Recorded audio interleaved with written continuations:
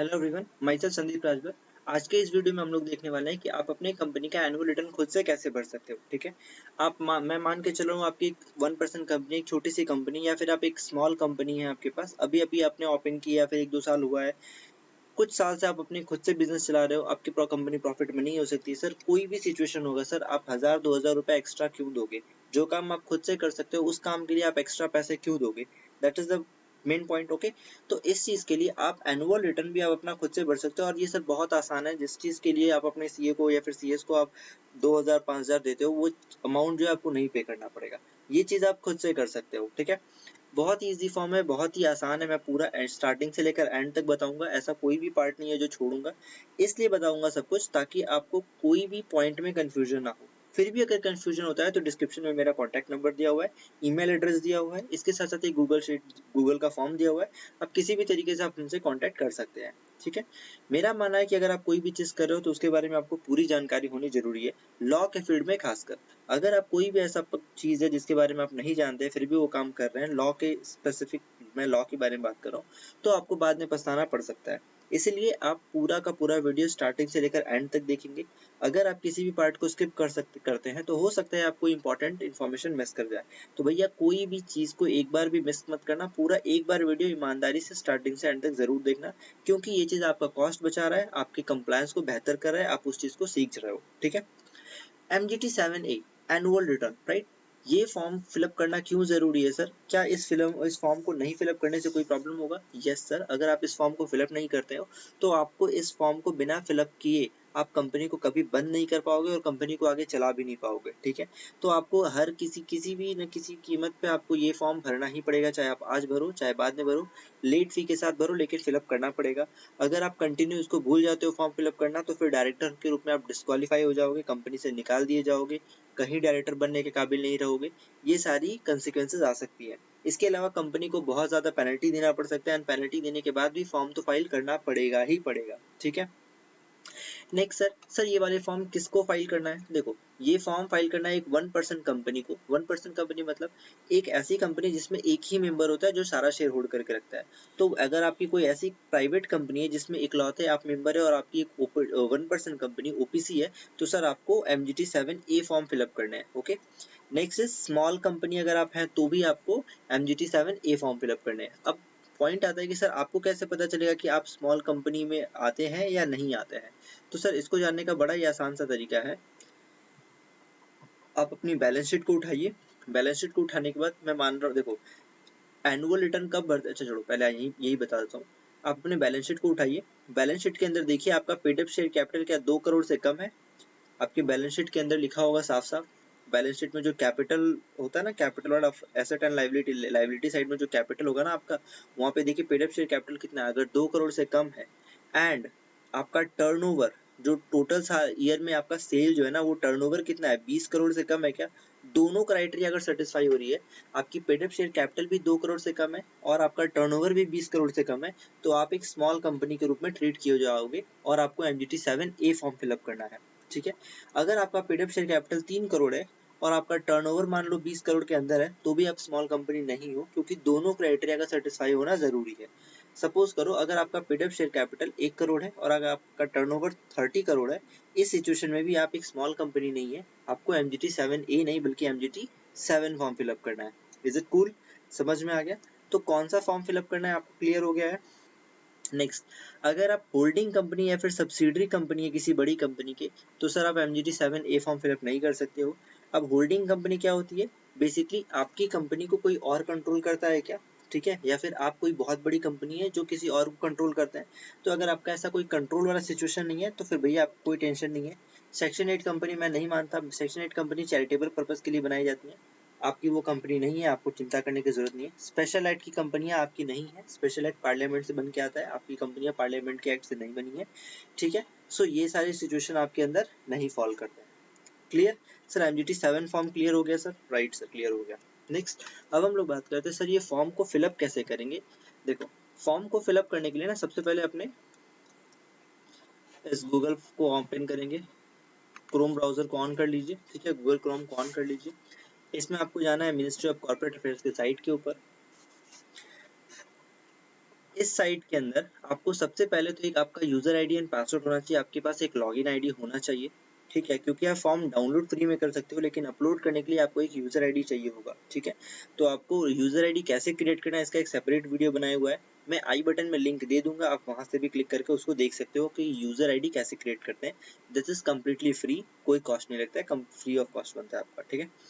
सबसे पहले MCA services में जाएंगे, ठीक है, कंपनी ई filing, company form download, click करिए, यहाँ पे आपको फॉर्म्स आ जाएगा, ठीक है। अब आपको नीचे जाना है एनुअल रिटर्न वाले पोर्शन पे, ठीक है, धीरे धीरे आप नीचे जाएंगे और एनुअल रिटर्न पे पहुंचेंगे, वहां पे आपको सर्च करना है MGT7A फॉर्म,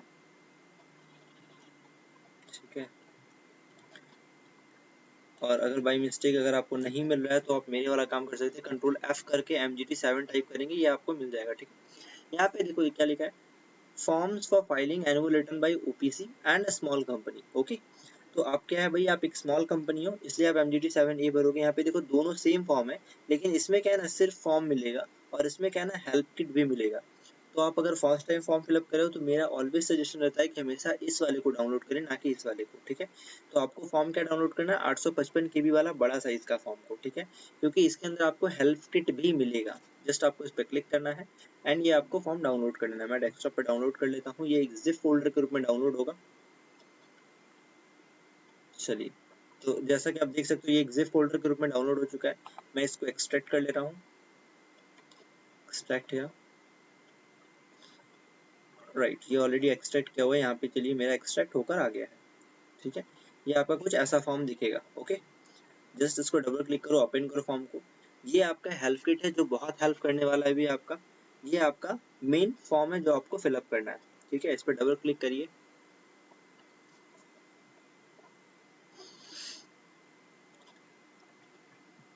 खुल रहा है, थोड़ा सा वेट करना पड़ेगा।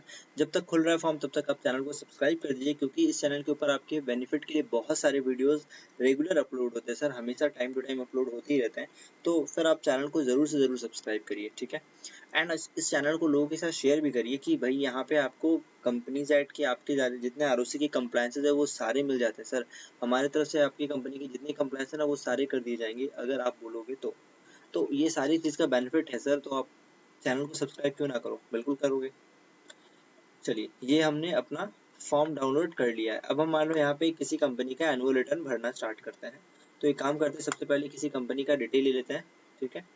मैं बस मेरे को एक सिन नंबर चाहिए, मैं कोई भी कंपनी देख लेता हूँ, क्योंकि मैं अपनी किसी स्पेसिफिक जो जिसका फिलअप में रिटर्न मेरे को भरना है मैं उसका डिटेल नहीं शो कर सकता आपके साथ। मैं सपोज कर लेता हूँ कोई भी कंपनी, मैं अपने नाम पे सर्च कर रहा हूँ, कोई भी कंपनी मिल ही जाएगी, प्राइवेट कंपनी।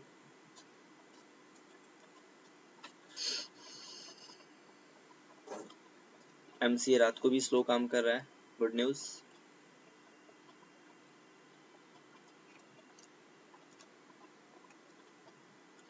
ये MCA थोड़ा सा स्लो काम करता है, इसका कोई उपाय नहीं है। चाहे वो कितना ही वर्जन चेंज करते रहें, कोई उपाय नहीं है। अच्छा, वन मोर थिंग, जब आप लॉगिन करने जाएंगे ना तो आप यूजर आईडी क्रिएट करने जाएंगे ना, उस टाइम में एक बात का ध्यान रखिएगा, आपको वर्जन 2 के यूजर आईडी के क्रेडेंशियल चाहिए, ठीक है। आप वर्जन 3 के तो बना लेंगे, लेकिन आपको वर्जन 2 का एंड बिजनेस यूजर, आपको as a business user register करना होगा, ठीक है। मैं मान लो संदीप एग्रो प्राइवेट लिमिटेड, एक एग्रीकल्चर से रिलेटेड मेरे को कंपनी मिल गई, मैं इसका भर रहा हूँ TEACH। चलो, ये एक कंपनी का रिकॉर्ड मेरे को मिल गया, इतने लोग यहाँ पे डायरेक्टर हैं, ये इसको बोलते हैं मास्टर डेटा। ये डाउनलोड कैसे करना है ये ऑलरेडी मैंने बताया हुआ है, एक video separate video already uploaded है। और इस कंपनी का हमको बेसिक डेटा मिल गया यहाँ पे, ठीक है। ये कंपनी कहाँ है, इसकी एड्रेस क्या है, रायपुर का है, ओके।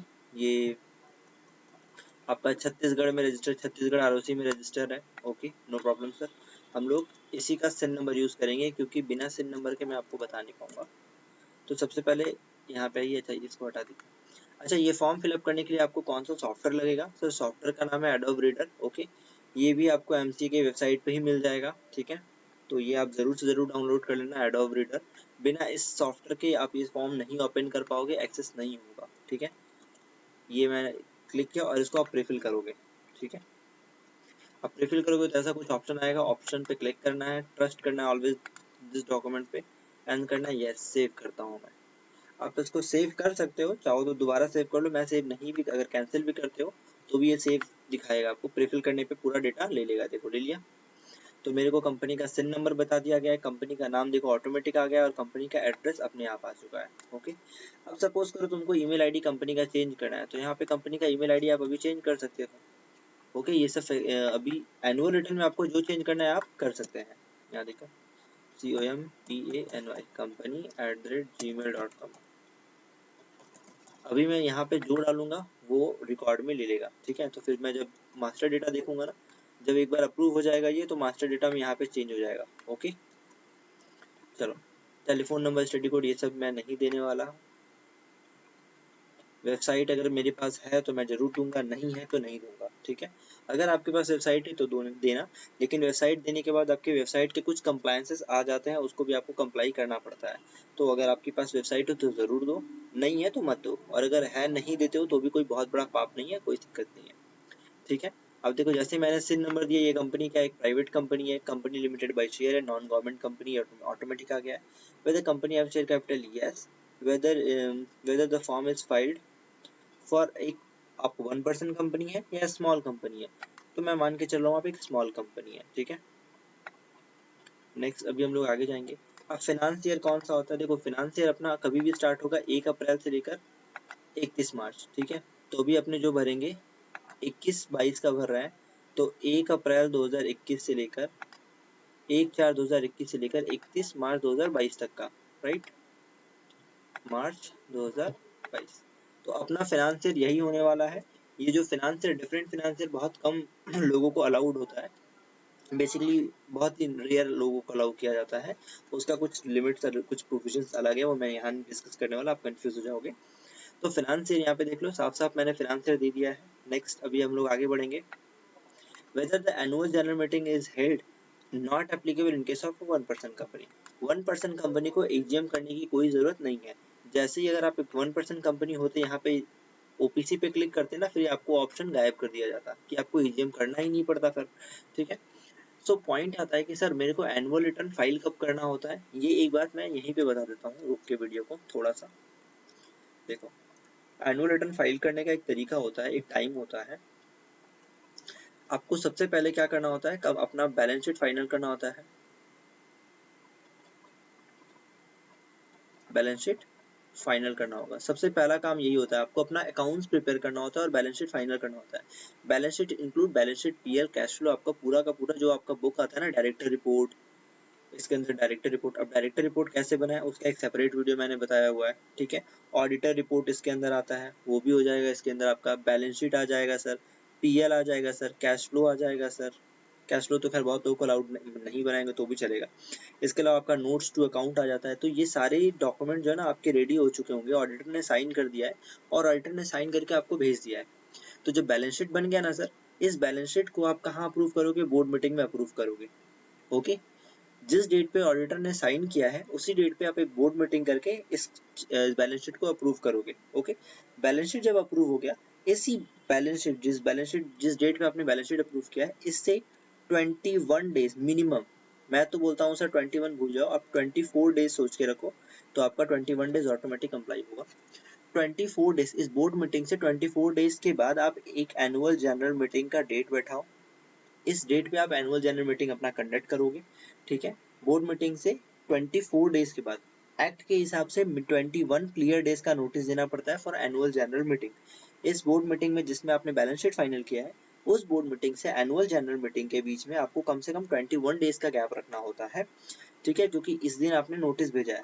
ओके, तो 21 क्लियर डेज का नोटिस चाहिए होता है, वो आपने भेज दिया। अब आपने एजीएम कंडक्ट किया, एजीएम में आप क्या करोगे, इस बैलेंस शीट को अप्रूव करोगे। कौन अप्रूव करेगा सर, आपके शेयर होल्डर्स बैलेंस शीट को अप्रूव करते हैं। Annual general meeting unlisted public company या फिर एक पब्लिक कंपनी में किस तरीके से की जाती है, उसका क्या स्टेप्स होता है, वो उसका एक सेपरेट वीडियो मैंने ऑलरेडी अपलोड किया हुआ है, वो आप जाके चैनल में देख सकते हो। ठीक है, नेक्स्ट अगर आप आगे बढ़ेंगे, आप इस ईजीएम के बाद जिस दिन भी आपने ईजीएम कंप्लीट किया, ईजीएम से आपके पास 60 डेज का टाइम रहता है। ओके, ईजीएम जिस दिन आपने कंप्लीट किया उसके 60 दिनों के अंदर आपको अपना annual report MGT 7A fill up कर देना है आरओसी के पास। ठीक है, अगर आप फाइल नहीं कर पाते हो तो डेली का 100 रुपए का पेनल्टी आपके ऊपर लगेगा पर डे के हिसाब से। अब उम्मीद कर लो कितना दिन आप लेट करते हो, जितना दिन डिले करोगे उतना रुपए 100 होता जाएगा, ठीक है। Next is sir what is the last date of conducting AGM. अभी जो है ना, अभी के लिए 31 दिसंबर कर दिया गया है 2022।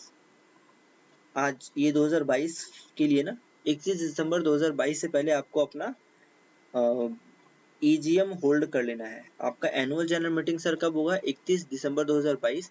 तो अगर आप कभी भी 31 दिसंबर को भी अगर आप अपना ईजीएम करते हो तो उसके बाद भी आपको 60 दिन के अंदर, मतलब सर फरवरी से पहले 28 फैब से पहले आपको अपना एनुअल रिटर्न फाइल कर देना है। एक्ट के हिसाब से 30 सितंबर होता है। तो अगर आपको कोई बोले कि 30 सितंबर से पहले होता है तो बोलना हाँ बिल्कुल सही बात है। अभी एमसी ने 30 सितंबर को एक्सटेंड कर दिया है 31 दिसंबर तक के लिए, ठीक है।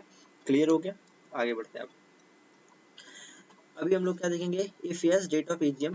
एजीएम हुआ है क्या, हाँ सर बिल्कुल हमारे कंपनी का एजीएम हुआ है। कब हुआ है सर, मैं डेट दे देता हूँ, मेरा इसी सितंबर में हुआ था। मैंने 8 सितंबर को अपना एजीएम किया था। ड्यू डेट ऑफ एजीएम क्या था सर, 30 सितंबर था हमारा due date. Okay sir, whether the any extension was granted, no sir.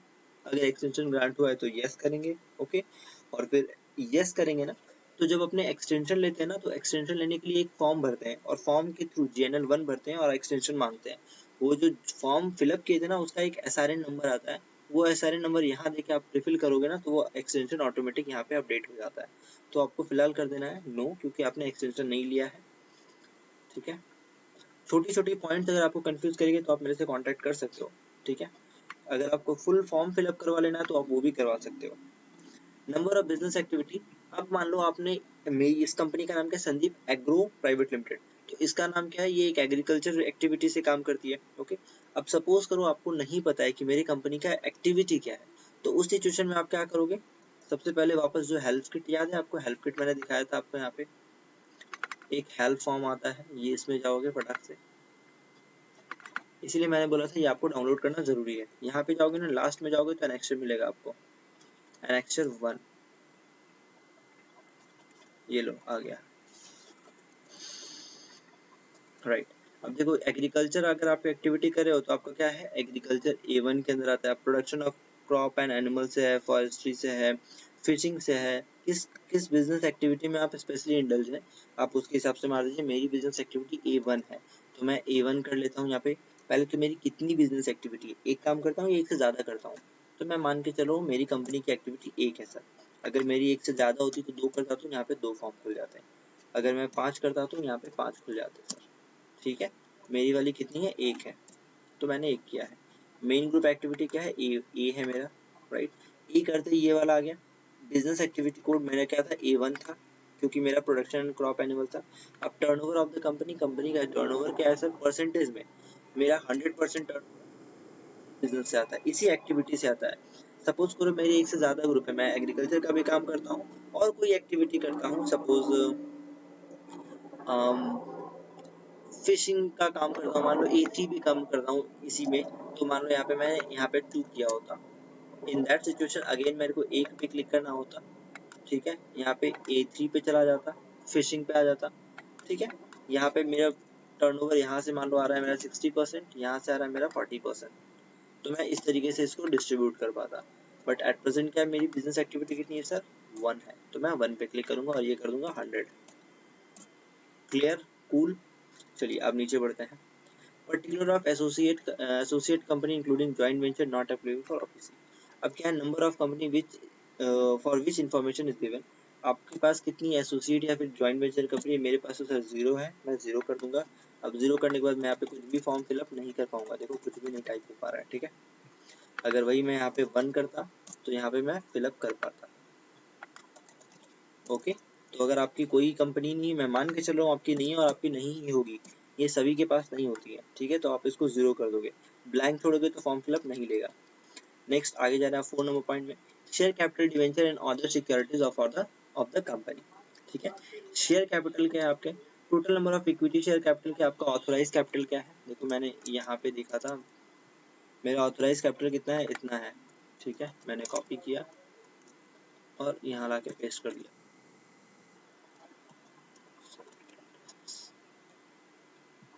एक सेकेंड, थोड़ा सा सिस्टम हैंग कर जाता है।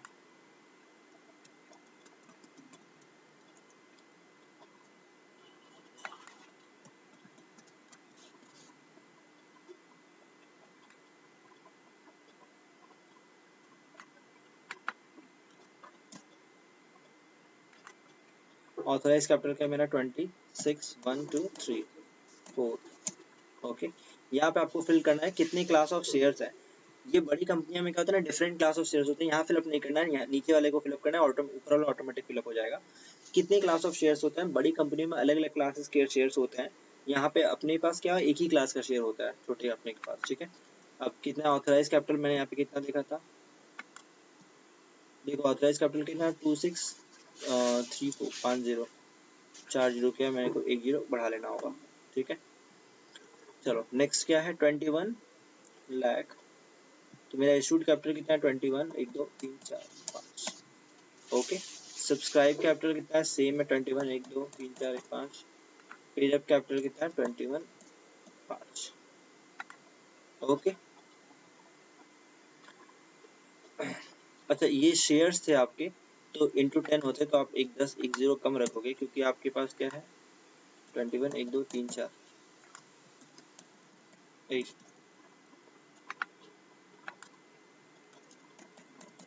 मैं ऐसा 10 रुपए कम क्यों रख रहा हूँ सर, क्योंकि ये मेरे शेयर्स हैं, अमाउंट में नहीं है, ठीक है। अमाउंट में कितने होंगे, 10 रुपए के मल्टीप्लाई करेंगे। नॉमिनल वैल्यू पर शेयर, एक शेयर का दाम कितना सर, मेरे 10 रुपया है। देखो यहाँ पे ऑटोमेटिक वो डेटा ले लेगा जो अपने एमसीए में देखे थे। यहाँ थोड़ा सा दिखा देता हूँ, बस जैसे ही मैं 10 रुपया करूंगा इशूड शेयर, वहां पे ऊपर में यहाँ 10 हो जाएगा। फिर देखो 10 रुपए का शेयर है, हो गया जो मेरे को चाहिए था। चलो total number of equity share कितना हो गया, ये आपका फाइनल हो गया। मेनली आपको ऑथराइज कैपिटल और यही वाला डेटा आपको चाहिए होता है, आ गया ऊपर। Authorise capital and issued capital, आपको मेन यही दो डेटा चाहिए होता है, इसलिए वो डेटा देखिए ऑटोमेटिक फिलअप ले लिया है। Okay, total number of equity share in rupees, इतना आपका ऑथराइज है और इतना आपका पेड अप कैपिटल है। क्लियर, सही। अब इसमें आपको और कुछ नहीं करना है। अब प्रेफरेंशियल कैपिटल में मान के चल रहा हूँ 0 होगा, प्रेफरेंशियल कैपिटल अपने लोग के पास नहीं होता है। क्लास ऑफ प्रेफरेंस, कितने प्रेफरेंस शेयर कैपिटल है, कोई क्लास नहीं है सर, है ही नहीं अपने पास प्रेफरेंस शेयर कैपिटल, ठीक है। Unclassified share not applicable to OPC, क्या अनक्लासिफाइड शेयर कैपिटल है, नहीं है सर, अपने छोटी कंपनियों के पास नहीं होते हैं ये सब चीज। Breakup of paid up share capital not applicable for OPC. अब ब्रेकअप क्या होता है सर, इस साल आपने कोई right issue, bonus issue, buyback, private placement ऐसा कुछ भी किया है क्या, अगर किया है तो उसका डेटा आपको इस साल भरना पड़ेगा। नॉर्मली अपने जैसे छोटी कंपनियां क्या करती हैं, ऐसा कोई भी काम नहीं करती हैं, तो एट द बिगनिंग में जो रहता है वही एंड ऑफ द ईयर भी रहता है, ठीक है। तो बिगनिंग में कितना था सर, इतना था। नंबर ऑफ शेयर्स इतने हैं हमारे सर, टोटल अमाउंट कितना है 21 1 2 3 4 1 5, ठीक है। टोटल पेड अप अमाउंट कितना है sir at the beginning of year. Premium क्या है सर, आपको वो फिलअप करना होगा, आपके पास प्रीमियम नहीं है हमारे पास, ठीक है। इंक्रीज ड्यूरिंग द ईयर, कुछ बड़ा है क्या, बिल्कुल नहीं सर, हमने कुछ भी किसी भी तरीका इंक्रीज मतलब कैसे इंक्रीज किया, public issue, right issue, bonus issue, private placement, eShop, sweat equity shares, conversion of preferential share, किसी भी तरीके से अगर आपने शेयर्स को बढ़ाए हैं तो उसका डिटेल आपको यहाँ पे देना पड़ेगा, ठीक है। सपोज बोनस दिया हो तो बोनस का डिटेल यहाँ पे आपको फिलअप कर देना होगा, ठीक है। Conversion, debenture, GDR, ADR, okay. तो ये मैं मान के चल रहा हूँ बिगिनिंग में इतना था और एंड में भी इतना ही है, आपका कोई चेंजेस नहीं आया है। क्या प्रेफरेंस शेयर आपने इशू किया है, नहीं सर कोई इशू नहीं किया और कोई चेंजेस नहीं आया, तो उसको 0 0 छोड़ के आप आगे बढ़ेंगे, ठीक है। डिटेल ऑफ शेयर ट्रांसफर, अब next point and very important point कि आपने क्या शेयर ट्रांसफर किया है। शेयर ट्रांसफर क्या होता है कि आपके पास शेयर है, आपने किसी और को भेज दिया, अगर ऐसा कुछ किया है तो फिर आपको उसका डिटेल यहाँ पे देना होगा, ठीक है। तो एक स्मॉल कंपनी में कितने ही डायरेक्टर होंगे, 2 ही डायरेक्टर होंगे, हार्डली 3 होंगे, राइट, 2 ही 3 मेंबर ही होते हैं सर। तो उसमें क्या होता है, आपके पास ऐसा शेयर ट्रांसफर का कोई झमेला नहीं आता है, तो अपने नील कर देंगे, ठीक है। कोई ट्रांसफर अपने ऐसा हुआ नहीं है, तो आपको यहाँ पे फिर कुछ फिलअप करने का जरूरत नहीं है। अगर ट्रांसफर हुआ है तो फिर आपको ये डेटा को नील नहीं करना है, बल्कि आपको डिटेल प्रोवाइड करना है। सेपरेट शीट अटैच कर दीजिए, जो ट्रांसफर हुआ है उसका एक एक्सेल बनाइए, उसका एक मतलब एक पेज में किसका शेयर किसको गया है वो एक डिटेल बनाना पड़ता है और फिर अटैच कर देना होता है। तो बहुत ही रेयर सिचुएशन में होता है, उस सिचुएशन में अगर आप हैं तो आप मेरे से कांटेक्ट करिए, ठीक है। डिटेल ऑफ, अब ये सब आपको फिलअप करने का जरूरत नहीं होगा, ये सब कुछ आपको फिलअप नहीं करना होगा। Date of registration of transfer, क्योंकि ये सारा ट्रांसफर से रिलेटेड है जो कि आपने ट्रांसफर नहीं किया है। डिवेंचर्स आपका 0 है, डिवेंचर्स बहुत कम कंपनियों के पास होता है, इसलिए मैं फिलअप नहीं कर रहा हूँ। अगर है आपके पास तो आप जरूर फिलअप करिएगा, ठीक है। डिटेल ऑफ डिवेंचर आप फिलअप करिए, एज यूजुअल मेरे पास कुछ भी नहीं है। Security other than share debenture not applicable to OPC, कोई और सिक्योरिटीज है क्या? नहीं सर, हमारे पास ऐसी कोई सिक्योरिटीज नहीं है। ओके सर, ठीक है। Turnover and net worth of the company, turnover क्या होगा सर? आपके आपके प्रॉफिट एंड लॉस में आप अपने सेल्स को देखिए, आपका कितना है टर्नओवर, वो आप टर्नओवर यहाँ पे फिलअप कर दीजिए। 18, 1 2 3 4 5 6, इतना है टर्नओवर मेरा, इतना है। नेटवर्थ ऑफ द कंपनी क्या है? आपके बैलेंस शीट के अंदर आपने, आपके ऑडिटर ने already net worth of the company लिख कर दिया है। अगर नहीं दिया है तो आप paid up share capital plus free reserve, ठीक है, और सिक्योरिटी प्रीमियम को ऐड कर दीजिए। जो अमाउंट आ रहा है वो आपका नेटवर्थ के रूप में आप डाल सकते हो, ठीक है। तो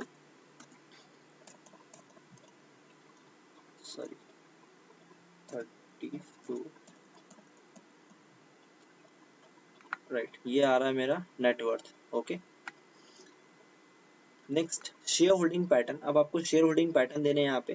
promoters not applicable to offer OPC, okay. Promoter का कितना होल्डिंग है, प्रेफरेंस अपने पास नहीं है तो अपने नहीं देख रहे हैं। इंडिविजुअल एचयूएफ, इंडिविजुअल या फिर हिंदू अनडिवाइडेड फैमिली। इंडियन कितना है सर? नंबर ऑफ शेयर हमारे पास कितने हैं टोटल? 21, 1 2 3 4, राइट, ठीक है। 100% शेयर, और तो किसी के पास नहीं है, मतलब एनआरआई नॉन रेजिडेंट के पास नहीं है सर। फॉरेन नेशन वाले के पास है क्या सर? नहीं सर, अपने पास सारे शेयर्स हैं, तो अपने 100% यहाँ दे दिए। सपोज कुछ शेयर फॉरेन वाले के पास होते तो फॉरेन वाले को देते, ठीक है। ये अपने आप 100% दे देगा डेटा आपका।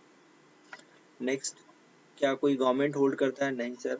बैंक होल्ड करता है, insurance company, financial institution, mutual fund, venture, body corporate, अब मेंशन। सर हमारा शेयर कोई होल्ड नहीं करता, सारा शेयर प्रमोटर होल्ड करता है। स्मॉल कंपनी में कितने ही लोग होंगे, ठीक है।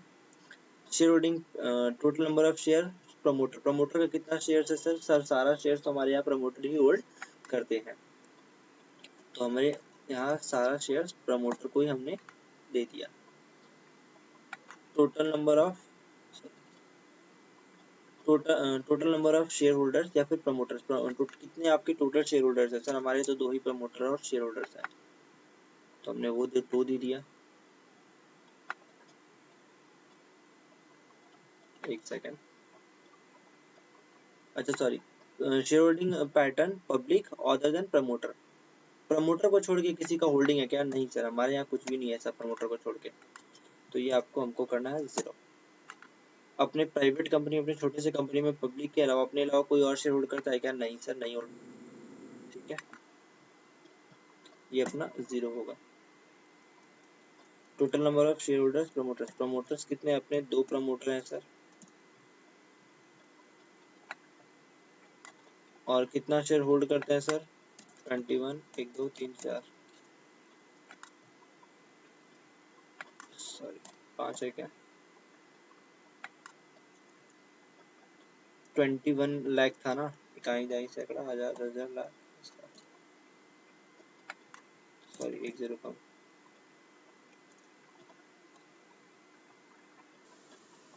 यहाँ पे आपको 0 फिलअप कर देना है, ठीक है, क्योंकि हमारे अदर देन प्रमोटर कोई भी शेयर होल्ड करते हैं क्या? नहीं सर, हमारे सारा शेयर्स कौन होल्ड करते हैं? हमारे प्रमोटर्स होल्ड करते हैं।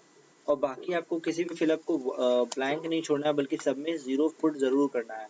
यही सब जगह पे जो भी 0 ले रहा है सभी जगह पे 0, क्योंकि अगर आप 0 नहीं प्लेस करोगे ना तो फिर वो क्या करेगा ना, आपको लास्ट में एरर देगा बार बार कि आपने डेटा मिसिंग है। अगर जहाँ पे 0 नहीं ले रहा है कोई दिक्कत नहीं है, लेकिन जहाँ ले रहा है उन सभी जगहों पे आपको 0 फिलअप करना होगा, क्योंकि फिर वो एरर आ जाता है कि आपका डॉक्यूमेंट जो है, पीडीएफ जो है पूरा तरीके से फिलअप नहीं हुआ है, तो वो एरर नहीं आएगा आपका। सॉरी 0 0 0, अपने पास ऐसा कुछ भी नहीं है तो सबको 0 कर दीजिए। सिर्फ और सिर्फ पब्लिक होल्डिंग, प्रमोटर होल्डिंग है हमारे पास। Okay sir. Number of share other than promoter, कोई बाहर वाले लोग हैं क्या? नहीं सर, हमारे पास बाहर के कोई लोग नहीं है, जो है अपने पास प्रमोटर एंड पब्लिक सब कुछ मिला के सिर्फ 2 ही लोग हैं। Okay, number of promoter member debenture holders. Okay, at the beginning of year हमारे पास कितने लोग थे सर? 2 लोग थे। At the end of year कितने लोग हैं हमारे पास सर? 2 ही लोग हैं, कोई बड़े नहीं है। प्रमोटर के अलावा और कोई नहीं है हमारे यहाँ। प्रमोटर मतलब जिसकी कंपनी है, जिसने कंपनी बनाया है, वही लोग आता है। ठीक है, मेन मालिक कौन लोग हैं, वही लोग आपके प्रमोटर के रूप में कंसिडर किए जाएंगे। स्मॉल कंपनी में 2 डायरेक्टर होंगे या 3 डायरेक्टर होंगे, वो सारे प्रमोटर के रूप में ही कंसिडर होंगे। शेयर्स जो लोग होल्ड करते हैं, that is the different point. अगर शेयर सिर्फ डायरेक्टर लोग ही होल्ड कर रहा है तो ठीक है। अगर शेयर मान लीजिए 2 डायरेक्टर है जो प्रमोटर है, उनके अलावा भी लोग शेयर होल्ड करते हैं, तो फिर आपको उनका भी डिटेल्स देना पड़ेगा। Meeting of member, class of member. अब यहाँ पे आपको मीटिंग्स, जो board of directors board meeting की है ना आपने पूरे साल में कम से कम 4 बोर्ड मीटिंग करनी सर मैंडेटरी होती है, मिनिमम 4 बोर्ड मीटिंग। ठीक है, और हर बोर्ड मीटिंग के बीच चले आप 120 दिन से ज्यादा होना चाहिए सॉरी 120 दिन से कम नहीं होना चाहिए आपको। 120 दिन क्रॉस नहीं होना चाहिए, उसके पहले आपको एक बोर्ड मीटिंग कर लेनी है। ओके, तो ये आपका पॉइंट आता है। तो आपको कोशिश करना है कि हर 2 महीने के अंदर, ठीक है, या फिर 3 महीने के अंदर आपको एक बोर्ड मीटिंग कंप्लीट करना है। एक बोर्ड मीटिंग आपको रखना ही होगा। मेंबर क्लास रिक्विजिट, ये सब etcetera not available for OPC. कितने मीटिंग आपने किया है सर? एक। कौन सा मीटिंग किया है sir? Annual general meeting. Type of meeting क्या था आपका? Annual general meeting, general meeting. Date of meeting, आपका मीटिंग का डेट क्या था सर? यही तो 10 तारीख को मैंने मीटिंग, 8 तारीख को मीटिंग किया था। Date shall be less than और equal to the finance year end date. Oh sorry, मतलब उस पिछले साल में, मतलब मैंने जो ये जो पिछला फाइनेंस ईयर था ना, 1 अप्रैल 2021 से 1 अप्रैल 2021 से लेके 31 मार्च 2022, इस बीच में क्या क्या कोई मैंने मीटिंग किया है? हाँ सर बिल्कुल किया था। पिछले साल का एजीएम किया था तो सर सितंबर में, पिछले साल 10 सितंबर को एक मीटिंग किया था। Total number of member entitled to present, 2 लोग आने के लिए थे, 2 ही लोग के पास शेयर था। कितने लोग आए थे? 2 लोग आए थे। ठीक है, परसेंटेज ऑफ शेयर होल्डिंग कितना था उनका? 100% था। ओके, क्लियर हो गया। अब बोर्ड मीटिंग का डिटेल, कितना बोर्ड मीटिंग कर सर? कम से कम 4 तो आपको देना ही पड़ेगा। आई पर्सनली बिलीव कि 5 बोर्ड मीटिंग दिखा दो। ठीक है, डेट ऑफ मीटिंग, ये डेट ऑफ मीटिंग्स आपको ध्यान से भरने हैं। आप मान लो जब भी आप बैंक लोन लेते हो तो आप रेजोल्यूशन देते हो। ठीक है, आप कोई टेंडर भरते हो तो रेजोल्यूशन देते हो, इलेक्ट्रिसिटी कनेक्शन लेते हो रेजोल्यूशन देते हो। ठीक है, केवाईसी चेंज करते हो रेजोल्यूशन देते हो। तो जो बोर्ड रेजोल्यूशन देते हो ना, उस बोर्ड रेजोल्यूशन के डेट पे ही आपने एक बोर्ड मीटिंग कंडक्ट की है, उस बोर्ड रेजोल्यूशन का डेट आपको एक बोर्ड मीटिंग के रूप में कंसिडर किया जाएगा। तो आपको वो सारे डेट ध्यान से भरने हैं, जिस जिस डेट पे आपने बोर्ड रेजोल्यूशन पास किया है, उस डेट को आपको यहाँ पे मैंडेटरी लिखना ही लिखना होगा। ठीक है, अब मान लो जिस डेट पे 2 मीटिंग के बीच में देख रहे हो कि यार 120 दिन से ज्यादा गैप हो रहा है, तो बीच में एक तो और मीटिंग डाल दो। ठीक है, उस मीटिंग में कुछ नहीं, कंपनी के बारे में चर्चा कर रहे थे, डायरेक्टर लोग आके कंपनी के बारे में चर्चा, जान पहचान देख रहे थे, सब कुछ ठीक ठाक है नहीं के लिए। तो कितने मीटिंग किए आपने? सर हमने तो सर अप्रैल में एक तो मीटिंग की थी 10 तारीख को। ठीक है, 2 डायरेक्टर थे सर, और दोनों डायरेक्टर आए थे अपने मीटिंग में, 100% वोटिंग हो गई सर। नेक्स्ट मीटिंग अपने कब किया था? अप्रैल के बाद, मई नहीं, जून नहीं, बल्कि अपने ने जुलाई में की थी। ठीक है, अप्रैल में की थी ना, देखो 30 30 60 30 90 दिन के अंदर जुलाई में मैंने 6 जुलाई को एक मीटिंग की थी। 2 डायरेक्टर को आने का जरूरत था, दोनों डायरेक्टर आए थे। ओके सर, नेक्स्ट मीटिंग अपने कब कब की थी? अगस्त सितंबर अक्टूबर में मैंने की थी। ठीक है, अक्टूबर में कब की थी? मान लो मैंने 5 तारीख को की थी। 2 लोग आए थे, हाँ सर 2 लोग आने की जरूरत थी, हो गया 100% वोटिंग। नेक्स्ट मीटिंग कब की थी अपने? अक्टूबर के बाद हमने सीधा जनवरी में एक मीटिंग किया था सर, 8 तारीख को। 2 लोग को आना था, 2 लोग आए हैं। ठीक है, एक मीटिंग कब कर रहे हो? एक मीटिंग ईयर एंड में कर रहे हो आप। ठीक है, फाइनेंशियल पोजीशन को जानने के लिए आपने 2022 के मार्च में आपने एक मीटिंग होल्ड की थी। सो रख लो 24 तारीख को। 2 लोग आने का जरूरत था, 2 लोग आए हैं। हो गया, ये डिटेल आपने बोर्ड मीटिंग का डिटेल यहाँ पे दे दिया। अटेंडेंस ऑफ डायरेक्टर, अब आपको अटेंडेंस देने हैं सर। अब अटेंडेंस देने हैं मतलब सर अब कौन कौन से लोग आए थे उन सबका डिटेल देना होगा। ठीक है, आपको डायरेक्टर का दिन नंबर देना होगा। अच्छा, मैं इसका पूरा डेटा फिलअप नहीं कर रहा हूँ, ठीक है, क्योंकि यहाँ पे 4 डायरेक्टर है, वहाँ पे मैंने सिर्फ 2-2 करके दिया हुआ है हर जगह। जस्ट ये मैंने नेम ऑफ द डायरेक्टर,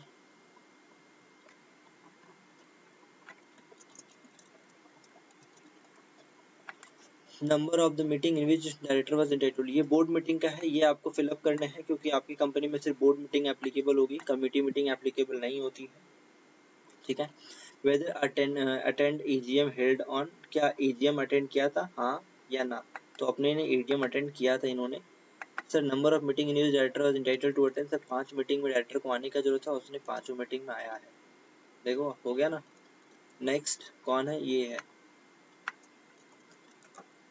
अभी देखो ये, इसको आने का बाद ये डायरेक्टर है और ये इसका नाम है, फिलअप कर दिया। 5 मीटिंग हुआ था सर, 5 में ये आई थी, ओके। क्या ये ईजीएम में आए थे, यस सर बिल्कुल आए थे, ये आपका काम हो गया यहाँ पे, ठीक है। Attendance of director not applicable for OPC, अब यहाँ पे ढेर सारा पॉइंट्स है जो आपका नहीं काम का है, वो आप कुछ नहीं कर सकते, छोड़ दोगे। रेमुनरेशन ऑफ डायरेक्टर, अब बिल्कुल डायरेक्टर को रेमुनरेशन दोगे सर, ठीक है। Number of managing director, whole time director, manager whose remuneration detail are to be entered, कितने आपके डायरेक्टर हैं सर, आपके कंपनी में 2 डायरेक्टर है तो दोनों के बारे में डालिए, नाम दीजिए सबसे पहले, ये इसका नाम मैं दे दे रहा हूँ। डेजिग्नेशन क्या है सर, इनका डेजिग्नेशन क्या है सर, होल टाइम डायरेक्टर है या फिर मैनेजर है, मैनेजर है। ग्रॉस सैलरी कितने आपकी कंपनी ने उनको सैलरी कितनी दी है, 2.5 लाख की सैलरी दी है सर। कमीशन कुछ दिया है क्या, नहीं सर। स्टॉक दिया है क्या कुछ, नहीं सर। अदर कुछ भी दिया, नहीं सर, ठीक है। नेक्स्ट कौन है हमारे, ये है, कुछ का भाव झुकेगा नहीं साला, तो ये देखिए ये भी झुकेंगे नहीं, और सॉरी मैनेजर कर दिया क्या, इनको मैनेजर नहीं डायरेक्टर रखना था, हाँ।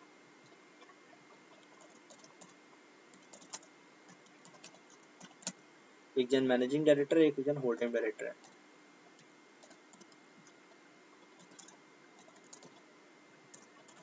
टाइम DIICTOR, ठीक है। इनको कितना सैलरी दिया आपने, वही 3 लाख दिया है, फुल टाइम डायरेक्टर को आपने ज़्यादा दिया है, आपकी इच्छा, ठीक है। Number of other director whose remuneration and detail to be enter, क्या और कोई डायरेक्टर जिसका रेमुनरेशन डिटेल डालना है, नहीं सर, हमको किसी और डायरेक्टर का रेमुनरेशन डिटेल नहीं डालना है। Matter related to completion of compliance disclosure, हाँ सर हमने सारे कंप्लायंस किए हैं, ठीक है, यस कर देना है उसके ऊपर। अगर नहीं किया तो रीजन बताना पड़ता है। Penalty and punishment detail thereof, क्या आपकी कंपनी पे कोई पेनल्टी लगी है, बिल्कुल नहीं सर, और ऐसा कभी दिन आए भी ना, मेरे होते हुए तो सर आपके पास ये दिन कभी नहीं आना चाहिए, ठीक है। क्या आपने कभी ऐसा कोई कांड किया जिसको आपको कंपाउंड करने का जरूरत पड़ा पिछले साल, नहीं सर ऐसा कुछ नहीं किया। एंड फिर नाउ आपको क्या करना होगा, अब आप क्लेरिफाई कर रहे हो भाई, बोर्ड रेजोल्यूशन नंबर आपको कभी देना है तो आप आगे का दीजिए, 1 से 4 तक मत दीजिए, 1 से 4 तक अपने बेसिक डिटेल डालते हैं, 4 तारीख की बात ही रखते हैं, ठीक है। इस साल का एजीएम कब किया है आपने, सर इस साल का एजीएम तो आपने 8 तारीख को किया था, राइट। तो इस 8 तारीख का एजीएम को बुलाने के लिए जो बोर्ड मीटिंग किया था, उस डेट को आपको, इसको आपको ऑथराइज करना होगा, ठीक है। ईजीएम से 21 डेज पहले जो बोर्ड मीटिंग आपने किया था, जो मैंने स्टार्टिंग में बोला था, इस बोर्ड मीटिंग के बाद आपको ईजीएम करना है। जिस बोर्ड मीटिंग में आपने बैलेंस शीट अप्रूव किया था, उस बैलेंस शीट वाली डेट का बोर्ड मीटिंग आपको यहाँ पे फिलअप कर देना है, ओके। एंड फिर आप नीचे जाइए, यहाँ पे आप डायरेक्टर का अपना डिन नंबर दे दीजिए, सॉरी,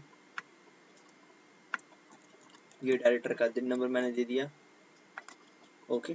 अब डायरेक्टर का यहाँ पे आपको साइन अटैच करना होगा, साइन के लिए एक छोटी सी डीएससी आती होगी, पेन ड्राइव की तरह यहाँ लगा के आपको क्लिक करना है।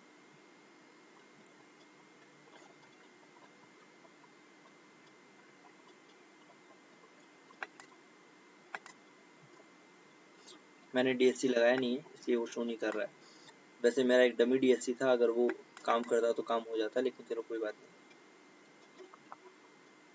ठीक है। नेक्स्ट, शेयर होल्डिंग लिस्ट आपको यहाँ पे अपलोड करनी होगी सर, मैंडेटरी अटैचमेंट है। आपने एक्सटेंशन ईजीएम का नहीं लिया है, मैं मान के चल रहा हूँ, आपको यहाँ अटैच करने का जरूरत नहीं है। लिस्ट ऑफ डायरेक्टर अटैच करना इज नॉट मैंडेटरी, बट अगर आप चाहो तो अटैच कर सकते हो, ठीक है। तीनों ये अटैच करने के बाद आपको करना है check form. PAN is not enter, अगर कोई भी कुछ भी मिसिंग रहेगा तो ये ऐसे दिखा देगा कि ये मिसिंग है, और फिर वहां जाके दिखाएगा PAN number of the company, company का पेन नंबर आपको बोल रहा है कि यहाँ पे पुट करने, ये आपको अपने से फिलअप करना होगा, आपके कंपनी का जो भी पेन नंबर है। तो मैं यहाँ पे दे देता हूँ 1 2 3 4 5।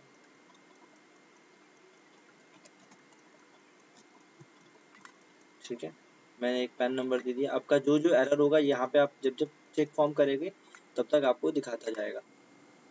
Telephone number is not prefilled, enter prefilled, enter. Okay, telephone number with STD code, अच्छा फोन नंबर देना इज मैंडेटरी, देना ही पड़ेगा आपको। तो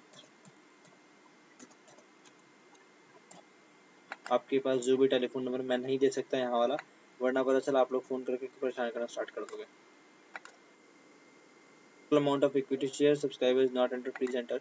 जो जो एरर आ रहा है वहाँ पे आपको फिलअप करते हुए जाना है। 2 1 1 2 3 4 5। ठीक है, जो जो पॉइंट मिसिंग है वो सारा पॉइंट अभी आपको चेक फॉर्म कर करके देख लेना है आपको। अभी देखिए चेक फॉर्म फिर से करूंगा, कोई देखो जो जो एरर बचा हुआ है ये सब जगह पे जीरो करना था, जहाँ पे कुछ नहीं है वहाँ पे जीरो करना ही होगा आपको। ठीक है, देखो जीरो करते हुए चलूंगा फिर फाइनल हो जाएगा, ये जीरो कर दिया। ठीक है, नेक्स्ट आप आगे बढ़ो फटाफट, फिर से चेक फॉर्म करके ट्राई करेंगे क्या कुछ और मिसिंग था। Attachment missing, list of shared is not enter, right. ये अटैचमेंट इज मैंडेटरी, तो मैं यहाँ पे एक अटैचमेंट डाल देता हूँ। ठीक है, एक डमी सा अटैचमेंट है, लिस्ट ऑफ अथॉरिटी में डाल दिया ऐसे ही। And list of director is also mandatory, तो वो भी आपको फिलअप डालना ही पड़ेगा। आपके पास जो लिस्ट ऑफ डायरेक्टर होगा वो जरूर अटैच करिए। एंड फिर जब आप चेक फॉर्म करोगे तो form level pre scrutiny is successful, अब क्या प्री स्क्रूटनी ये वाला हमारा फर्स्ट लेवल कंप्लीट हो गया। ठीक है, अब जैसे ही यहाँ पे आप कंप्लीट करते हो ना, अब यहाँ पे आप अपना डीएससी लगाओगे और डीएससी पे क्लिक करोगे। डीएससी का आप अगर लगाए हुए हो तो आपका शो करेगा, ये देखो मेरा डीएससी आ गया। मैं इससे साइन, सॉरी पासवर्ड देना है, वैसे ये एक डमी डीएससी, इनकरेक्ट पासवर्ड।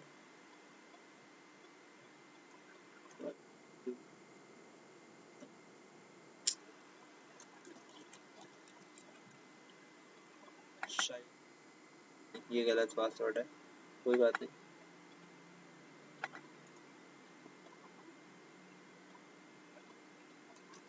एक सेकंड, मेरे पास एक और डीएससी है, वो यूज कर लेता हूँ डायरेक्ट। ओके, सो ये मेरा राइट, इसको मैं साइन कर देता हूँ 1 2 3 4 5 6 7 8 9 0। फाइनली मेरे को पासवर्ड मिल गया है, सो ये साइन कर लेगा। राइट, तो जैसे ही मैं साइन कर लूंगा इसको मेरे को एक सेव कर लेना होगा। तो सॉरी, डॉक्यूमेंट को साइन करना था, सेव करना था, मैंने कैंसिल पे क्लिक कर दिया बाय मिस्टेक।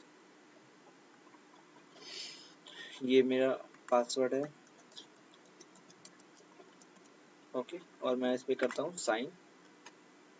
एंड अभी मेरे को साइन वाला सेव करना होगा, SIGNED साइन, ये मैंने साइन कर दिया। ओके, जैसे ही मैंने साइन कर दिया मेरा यहाँ पे सिग्नेचर आ गया एंड ऑल डिटेल्स यहाँ पे ऑटोमेटिक आ गया।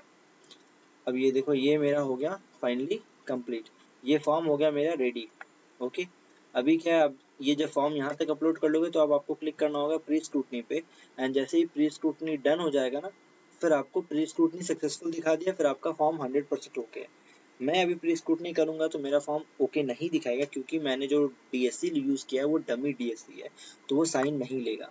तो देखो जैसे मैंने क्लिक किया प्री स्क्रूटनी पे, वो साइन नहीं लेगा क्योंकि मैंने डीएससी ओरिजिनल नहीं लगाया, क्योंकि मेरा फॉर्म भी पूरा सही सही फिलअप नहीं किया हुआ है।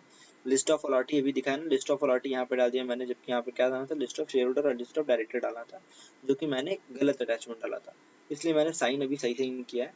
लेकिन आप जब सही सही डेटा डालोगे तो प्री स्क्रूटनी करो, आपका 100% ओके होगा। ठीक है, option always trust this document, yes sir, save कर देता हूँ मैं चेंजेस।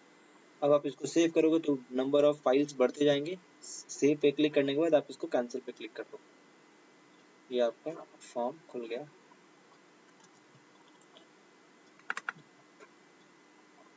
ये लो, साइंड वाला पेज आ गया मेरा।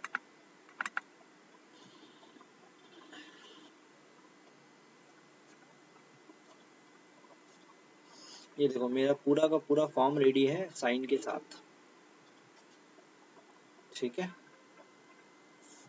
यही आपका MGT7। अभी मैं जब इसको प्री स्क्रूटनी करूंगा ये नहीं लेगा, ऑब्वियस सी बात है, मैं पहले ही बता चुका हूँ। देखो क्योंकि मेरा DSC इज नॉट रजिस्टर्ड, मैंने डमी DSC का यूज किया हुआ है, ये DSC यूज नहीं आता, एक्सपायर हो चुका है, तो ये वाला DSC मैंने यूज किया हुआ है। एंड जब मैं अपना ओरिजिनल DSC लगाऊंगा तो ये 100% अप्रूव करेगा, कोई दिक्कत नहीं होगा, ठीक है। आपका DSC मैं उम्मीद करता हूँ ओके होगा। एंड वन मोर थिंग जहाँ पे मैटर अटकता है, आपको वही DSC यूज करना है जो DSC MCE के साथ असाइन किया हुआ है, ठीक है। अगर असाइंड DSC का आप यूज नहीं करके किसी और DSC का यूज करोगे तो ये फिर आपका एरर क्रिएट करेगा, ये फॉर्म अप्रूव नहीं होगा, सब मतलब क्या बोलते हैं प्री स्क्रूटनी नहीं लेगा, ठीक है। जब प्री स्क्रूटनी ले लेता है फॉर्म, तो प्री स्क्रूटनी फॉर्म के बाद आपको क्या करना होगा, इसको क्लोज। यस सर, मेरा फॉर्म प्री स्क्रूटनी ले चुका है। एंड अब जाना होगा आपको, लॉगिन करना होगा। लॉगिन आईडी क्रिएट करना मैंने सिखाया हुआ है पहले ही एक वीडियो के अंदर, वो वीडियो भी आई थिंक आई बटन में या डिस्क्रिप्शन में कहीं दे दूंगा, आप देख लेना। मैंने यहाँ पे लॉगिन फॉर V2 फाइलिंग पे क्लिक करना है आपको, ठीक है। अब जो यूजर आईडी आपको यूज करना है यहाँ पे ना, ये यूजर आईडी मैंने V3 के लिए जब क्रिएट किया था तो मेरे को V2 के लिए यूजर आईडी MCA के थ्रू ही मिला हुआ है। ये यूजर आईडी मेरा खुद का क्रिएट किया हुआ नहीं है, MCA ने मेरे को अपनी तरफ से यूजर आईडी क्रिएट करके दिया है, ठीक है। एस सॉरी ये कैप्स है स्मॉल, चेंज कर लेता हूँ, FULING साइनिंग, राइट। सो अब यहाँ आने के बाद MCA पे जाओगे, ठीक है। अपलोड ई फॉर्म पे जाओगे आप। अब यहाँ पे आपको नॉर्मल फॉर्म पे क्लिक करना है, जो आपका फॉर्म है। फॉर्म एक बार प्री स्क्रूटनी हो जाएगा तभी अपलोड होगा, तो इस बात का टेंशन मत लीजिएगा कि गलत फॉर्म अपलोड हो जाएगा, गलत फॉर्म अपलोड होगा ही नहीं, ठीक है।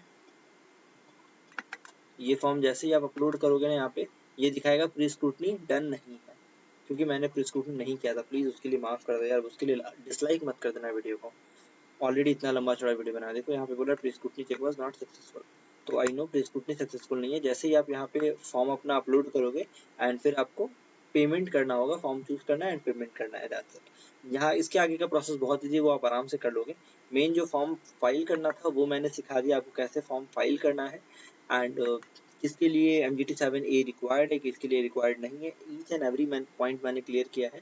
अगर फिर भी आपका कोई भी डाउट बच जाता है तो डिस्क्रिप्शन में दिए गए गूगल फॉर्म को जरूर से जरूर भर दो, और फिर आपको मैं खुद कंसल्ट कर लूँगा, खुद से ही आपके साथ बात कर लूँगा, थ्रू मेल कॉन्वर्सेशन होगा जो भी बेसिकली, ठीक है। या फिर अगर आपका अर्जेंट है तो व्हाट्सअप करो, कॉल करना मैं प्रेफर नहीं कर पाता क्योंकि क्या है कि समटाइम मैं बहुत ज़्यादा बिजी हो जाता हूँ, तो यार कॉल नहीं ले पाता, बट मैसेज का मैं सभी रिप्लाई करता हूँ, कोई भी व्हाट्सएप पे मैसेज करता है, इवन कमेंट का भी, हर कमेंट का मैंने रिप्लाई किया हुआ है। तो आप वीडियो को लाइक करो, चैनल को शेयर करो, ठीक है। कोई भी डाउट है तो आप मेरे से पूछ सकते हो, ओके। चलो मिलते हैं आप नेक्स्ट वीडियो में।